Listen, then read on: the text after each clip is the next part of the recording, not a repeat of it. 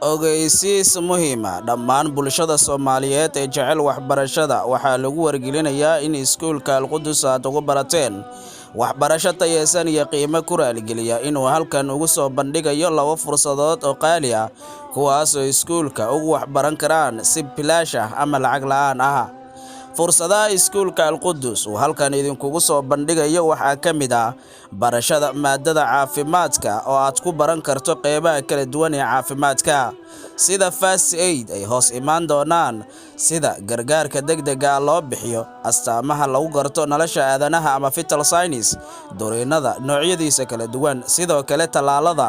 iyo fayrasyada sababa ama bakteeriyada sababta sidoo kale waxaad ku baran kartaa nafaqa darada iyo sida loogu hortago naas nuujinta iyo waxyaabo kale oo badan.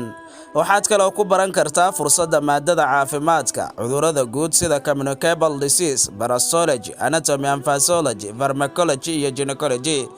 Sidoo kale iskuulka Al-Qudus wuxuu fursadda labaad ee u soo bandhigayo ay tahay barashada maadada saxaafadda iyadoo lagugu bari doono qeybaha kala duwan ee saxaafadda sida diyaarinta wararka, qodobaynta wararka, diyaarinta barnaamijyada,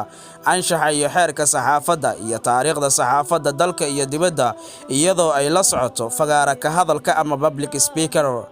Haddii aad tahay mid danaynaya inuu ka faa'iideysto fursadahaasi waxaad ku soo hagaagi kartaa xarunta iskuulka oo ku taala degmada Waaberi gaar ahaan Baar Haydhaafin iyo suuqa Anzaloti inta u dhaxaysa ama wixii faahfaahina intaasi dheer waxaad kala xiriiri kartaa taleefan nambarada kale ah eber 6 5 46 67 ama eber 6 8 75 35 eber 6 ama eber 6 7 eber 2 eber 3 haddaba ku hiro oo ka higso hankaaga iskuulka Al-Qudus guusha mustaqbalkaaga halka aad ka bilaabanayso waa Al-Qudus.